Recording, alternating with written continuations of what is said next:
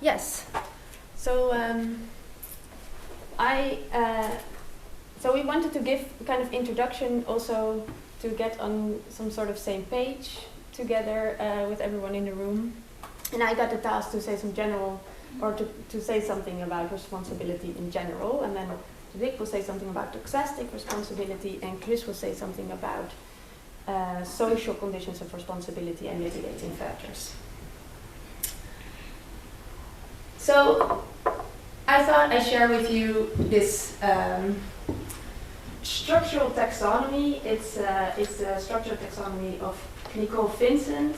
So she wrote a paper and introduced this in 2011. And I don't want to claim that this is the only way we can connect these concepts, but I think it's a really nice reference framework to clarify if we have questions or disputes, which kind of questions and disputes about which concepts of responsibility they actually are. And I also put this scheme on the wall, on the back. Yeah, it's small, but there are sticky notes next to it. Because yeah, I thought, well, we called this a workshop, so it would be nice to have like a kind of joint work together. So if you think about questions or about problems with this scheme or anything else, please take a sticky note and put it on the wall. Yeah, so let me say some things about what's happening here.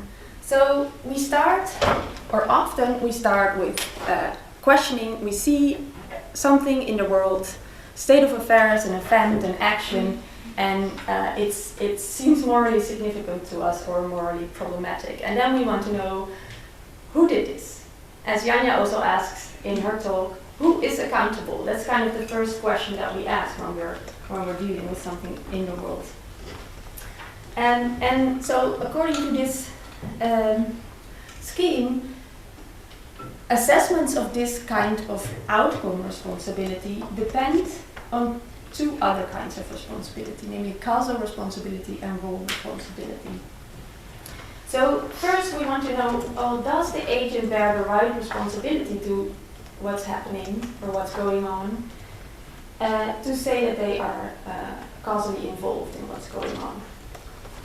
Do they bear the right relation to their behavior and the consequences of their behavior to be accountable for them?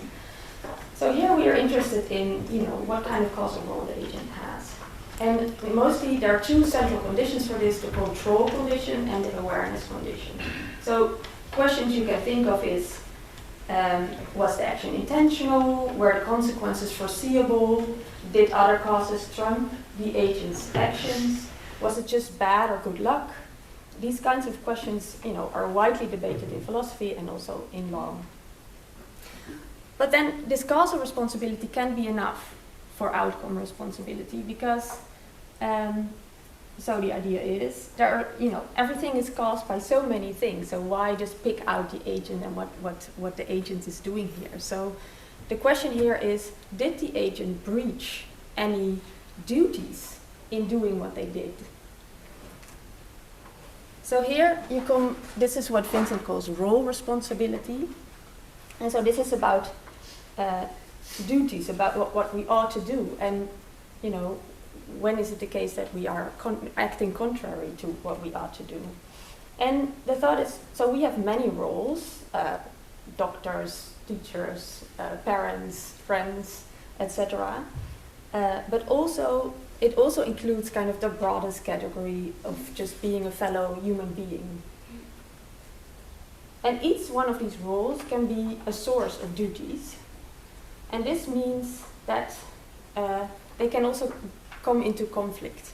So often we just need to balance these conflicting duties or conflicting values.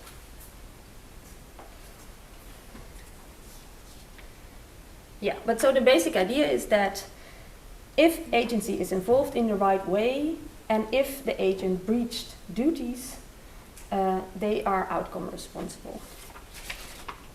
And questions that are relevant maybe for the extreme beliefs, responsibility in extreme beliefs, are should we count extreme beliefs as relevant outcomes Can we hold groups outcome responsible, for instance, for their ideology? Do we bear responsibility for not recognizing we are in a close-minded group? Do we have a duty not to dehumanize fellow human beings?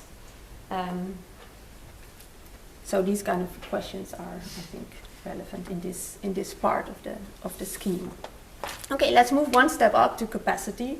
So the capacity responsibility, so the thought is, shapes causal and role responsibility.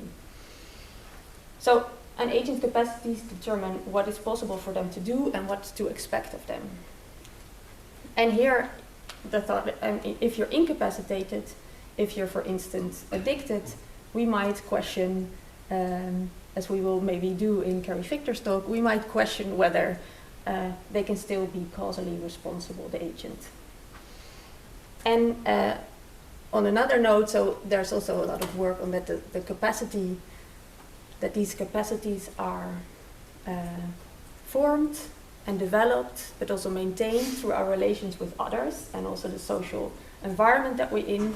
So here, the thought is that, you know, the trust or self-trust and self-esteem or these kind of relationships really matter for whether you can actually exercise these capacities. Okay, so let's move down to liability responsibility. And here the question is, so what must someone do, or how should they be treated to set things right? So you can think here about blame practices, apologies, financial liability, but also, of course, legal punishments. So these are ways in which people are held responsible and also in which they can take responsibility. And I think some relevant questions, oh yeah, sorry. So one important thing is, well, kind of necessary condition for liability responsibility is that there are that the agent is outcome responsible, but that's not so.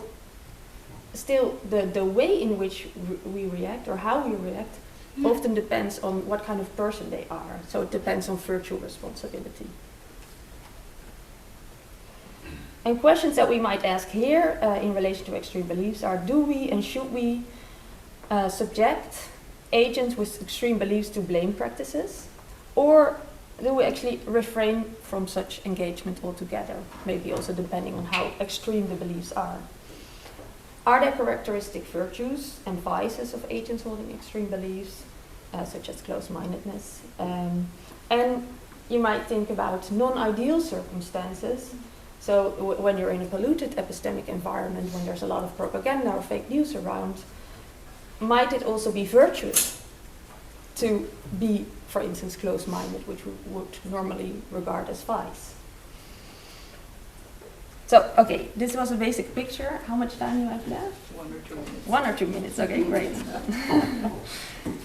So there are many other things to take into account when you are thinking about these different concepts of responsibility and the relations between them. And I just mentioned something about practice aims and norms. So sticking to liability, how how you want to respond to people obviously depends also on what you think the aim of the practice is. So if you think the aim is retributive or restorative, you will respond in very different ways to people who do something wrong. Or if you think the practice is formative to, you know, help them better develop as a moral agent, you will also do very different things than if you think that people just should get their just desert.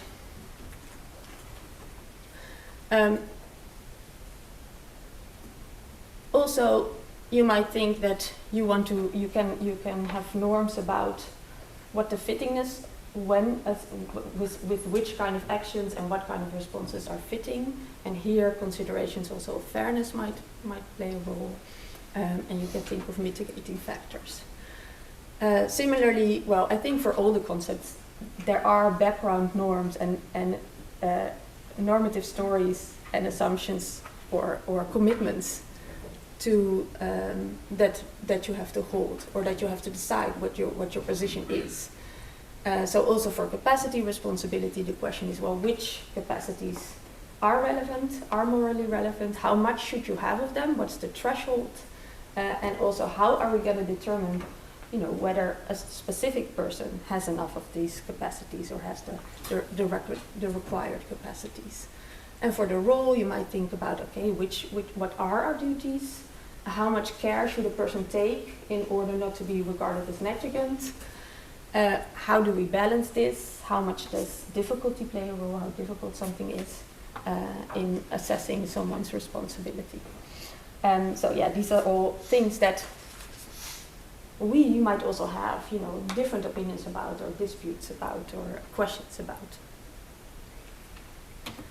Then the last thing I wanted to mention is kind of normative domains. So you can think about morality as a big domain, but then there's also a lot of work about the epistemic normative domain. So can we be responsible for our beliefs? What does that even mean? So Rick will go into this, and Chris as well. And I'm struggling and thinking about whether there's another normative domain, namely hermeneutic agency. So whether there's also something that is right about sense making. And the reason I bring this up is that I think this plays quite a big role when we think about extreme beliefs, because this also relates to, okay, what kind of orientation to the situation and what kind of sense making do we actually allow? Which perspectives should we take seriously? Should we take into account when we make sense of a situation? What kind of framing of the situation helps us to make sense of the situation? What to pay attention to?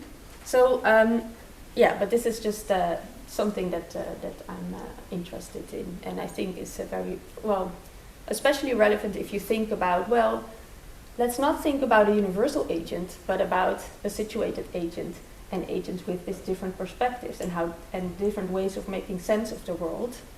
How do we bring this together? And I think this plays a really big role with people with radical different perspectives.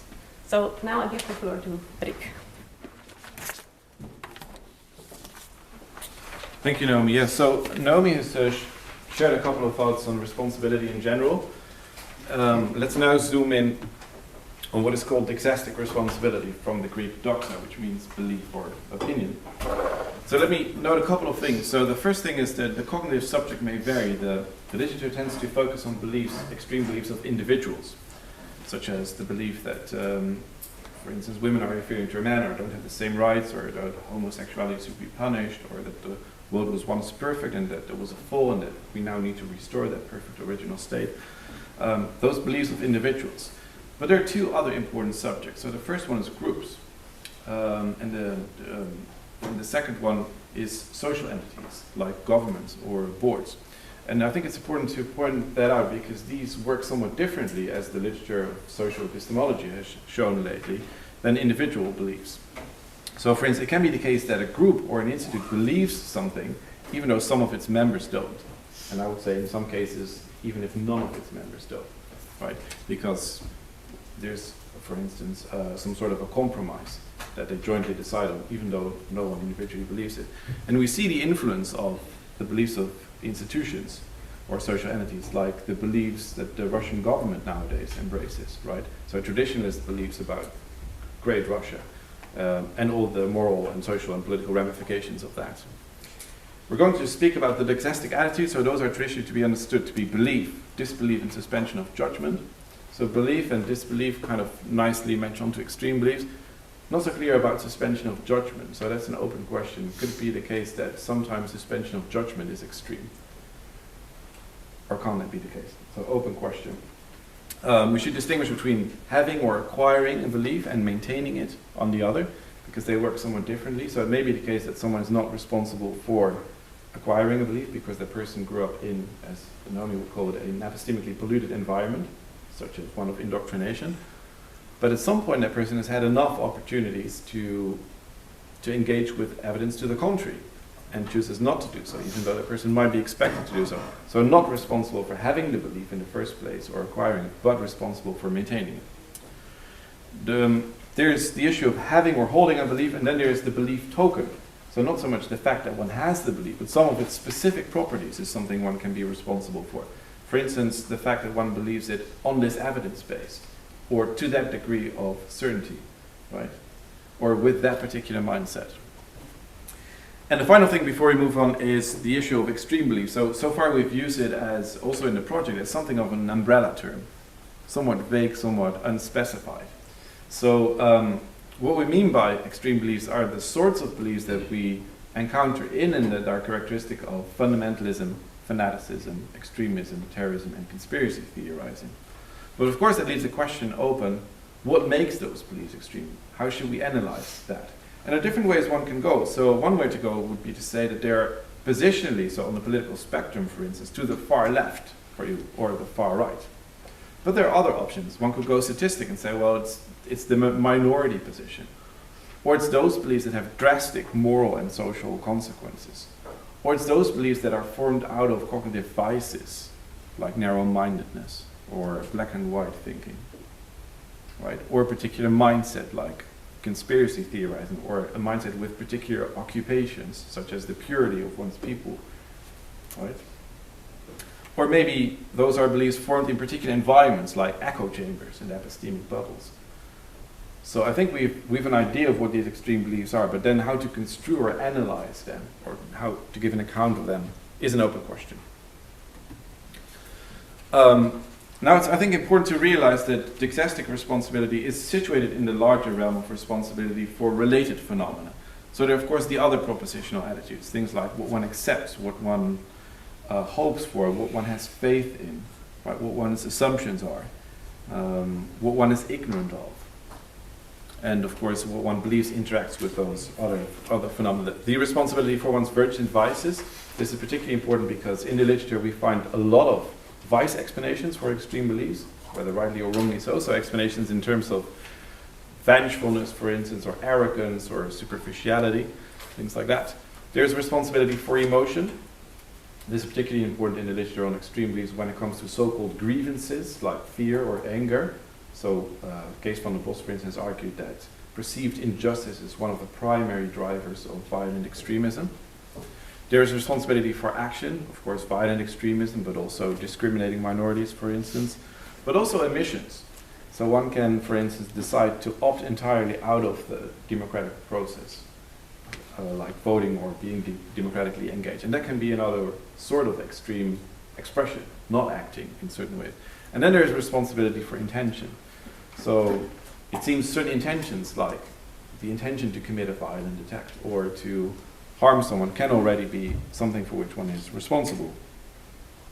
And I think this matters because in the literature we find the whole debate on cognitive radicalization, so one's beliefs, but maybe also one's hopes, or the way one thinks. There's the debate on behavioral radicalization, so the way one acts, or maybe fails to act. But there is also affective radicalization, so moving from irritation to frustration, to anger, to hate, to vengefulness. So affective radicalization. And then there's something like cognitive radicalization, so one's desires, one's purposes, one's intentions, one's goals. These can also move from the moderate to the extreme. And of course these four domains of radicalization are related and they interact with one another. So that is something to keep in the back of our minds when it comes to extreme beliefs. And one final point is a more philosophical point. Namely that if we look at the philosophical literature in the ethics of belief, there's a big challenge out there, which is the challenge of doxastic involuntarism. So doxa, belief, and involuntarism, so the lack of voluntary control. And various people like Bernard Williams have argued this, and maybe most important of all, William Alston, saying that we don't choose our beliefs. There's good inductive, and some people would say conceptual reasons to think that we cannot choose our beliefs. We can't adopt a belief by fire, so to say. So I don't choose to believe that I am male, for instance, or that we are more than 10 people in this room, or even my political beliefs are not something that I can't change my political beliefs right now, for instance, even if I wanted to do so somehow, right? Or even if you offered me $1 million, I couldn't choose to become like a right-wing extremist right now. I couldn't do so, right? So if that's the case, then how can we be responsible for our beliefs? Because we are responsible only if we have some kind of control. Now, if we look at the literature, there are 4 solutions there. Some people boldly argue that we do control our beliefs. People like Matthias Stolp. Some people say that we don't have voluntary control, but compatibilist control. So our beliefs are reason responsive. They're attributionist. So compatibilists would be people like Pamela Hieronymi or Sharon Ryan, for instance. Attributionism, like Naomi Arpali's view, is the idea that one is responsible for a belief if it badly reflects on one, if one has a bad quality of will. And finally, there's the influence view, people like Anne Meilon and Nikolai Nottelman, and I myself actually, which is the idea that we don't choose our beliefs, but we can choose to perform certain actions, like listening to a person or collecting more evidence, that then make a difference to what we believe, even though we don't foresee in advance what that difference is going to be. And I believe this fourfold, like the distinctions between these various solutions matter because they lead to a different locus of responsibility and a different locus of obligation. So is our obligation to believe something in the face of evidence? Is our obligation to choose to believe something? Is our obligation to collect more evidence or to work on our virtues and vices? So these lead to slightly different responses. All right, when it comes to what our obligations are regarding our beliefs. And that raises the issue of when we have obligations and then don't meet those obligations, can we be excused under certain circumstances? And I therefore give the floor to Chris, who will address that, among other things. Yeah, hey everyone. So I'm just picking up where Rick and Naomi left off. So there's sort of this question, just how is doxastic or belief manipulation even possible at all? So if we really take seriously this thought that you just can't believe at will, that even your own will can't sort of directly affect what it is that you believe, then there's this sort of serious question about then how can other people's wills, how can what other people want from you affect what you believe? In particular, how can they get you to believe what they want you to believe? Right? So I take this kind of social question to just come straight out of this paradox about doxastic responsibility and control, and yet the thought that we can be held accountable for the things that we think and not just for how we act. Okay, so maybe some ways to get a handle on how belief or cognitive or doxastic manipulation is possible at all is to think about how our reasons can be affected by other people, right? So just think about like the case of the mafia who coerces the local corner store owner, right? You could think of that case where, on the one hand, maybe the shop owner does have the choice not to comply. He can just say, well, then burn my shop down. But then it gets trickier, right? So that's one kind of practical reason. But another is, what if the mafia said, hey, but next I'm coming for your family, and then I'm coming for you, right? Then you can think of what the mafia is doing is giving this person strong practical reasons to comply with what they want the mafia to do. And you can see something like this in the case of belief as well. So you can offer people strong practical reasons to put yourself in a position where belief will become more likely or even inevitable. Okay, so one way of doing this then is affecting people's reasons, but also what kind of reasons they're going to be responsive to, right? So these can be sort of learned, like here's the sorts of reasons you ought to pay attention to, the ones you should attend to, the ones you should sort of consider in your deliberations about what to think. I know that before you were thinking, say, about these non-religious reasons about how to make sense of the world, but here's this package of religious reasons that really you ought to take seriously, ought to consider. So if you manipulate someone's responsiveness to reasons, you can thereby manipulate their beliefs and so affect their responsibility. So that's maybe one way to go. Another way is to affect what we might call belief influencers. So things like your cognitive situatedness and also your intellectual skills and habits. So just sort of, think about what kind of opportunities people are exposed to and how those can assist or take away from their intellectual skills and habit development.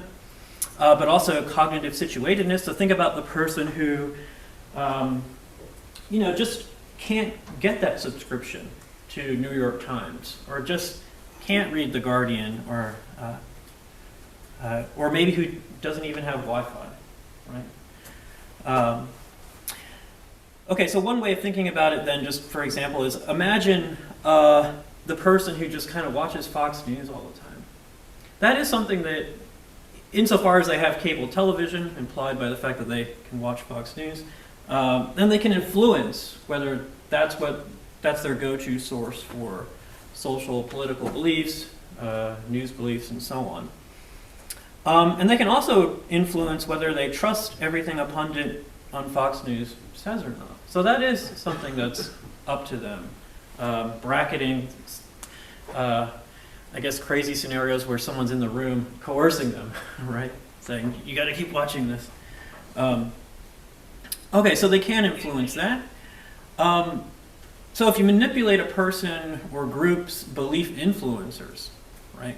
If you manipulate what they have access to, if you manipulate the cognitive situation that they're in, you can thereby manipulate their beliefs and thereby affect what kind of attitudes they're responsible for. So that's also another way.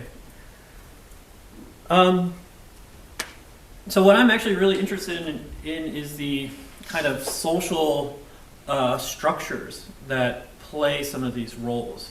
And I guess there's sort of psychological questions here, like how do, say, things like systems of thought or ideology, how do they get kind of like internalized and realized in the agent's psychological or cognitive mechanisms? There's also sociological questions, like how do systems of thought and ideology sort of get into the material world? How do they kind of get inside of urban planning? How do they kind of get inside of institutions? And then vis-a-vis that, affect people's cognition. So that's one branch. Another branch would be social epistemic structures that can influence people's thinking, like echo chambers, and also information or epistemic bubbles. So for example, this is the Lehman family cult or new religious movement. Cult. And it's controversial whether we should use the term. And over here on the left is Guinevere Turner. So she was born and raised in this cult. And from my own analysis, it seems to be a kind of echo chamber and information bubble packaged together. So had little information flowing in and out that were critical of the charismatic leader, Mel Lyman's views. And they had sort of like strange beliefs, like they believed, for example, in the 70s that a spaceship was going to come rescue them from an impending apocalypse and take them to Venus. And a lot of the children report really believing this, saying, yeah, that is something we actually thought, and we would even stay up late at night, listening for the UFOs. We were kind of like waiting for the evidence, right? So in this sort of situation, the elders and the leader sort of affected their sensitivity to reasons. What kind of things should you be looking for? And also restricted their access to kind of competing or more critical reasons that would impact their worldview. There's also indoctrination. So here, at least on the right and on the bottom, are these are ISIS textbooks taken from Iraq after the city was one of the cities was taken back. And in these sorts of situations, you have not just indoctrination for certain beliefs, but it's kind of like ways of thinking or ways of framing what you ought to believe. So even the examples that would be used to teach you about mathematics will feature bombs or feature somebody who has a bomb strapped to them. Guns, things like that. So it's kind of like getting into your kind of like conceptual framework, what is normalized, right? I might skip some of this just in the interest of time. But yeah, so some questions I'm interested in, and I think other people in the audience are as well, are things like, do social epistemic environments like echo chambers mitigate our responsibility, and how exactly do they do that? Does indoctrination actually remove responsibility for our beliefs and ways of thinking and our actions entirely? Or might it even facilitate manifestations of agency by kind of like impacting my will or structuring your will? Right? So it might actually not just be removing, but kind of enabling and shifting someone's responsibility. And finally, how does ideology kind of interfere with the exercise of our agency? So once we internalize flawed ideologies, does that kind of preclude the justification of what we think or the rationality of what we think? Or is it kind of like rational and justified internal to that ideological system? And might it even be necessary for sense making to have an ideology in the first place? Okay, I'll end there. Thank you. Thank you.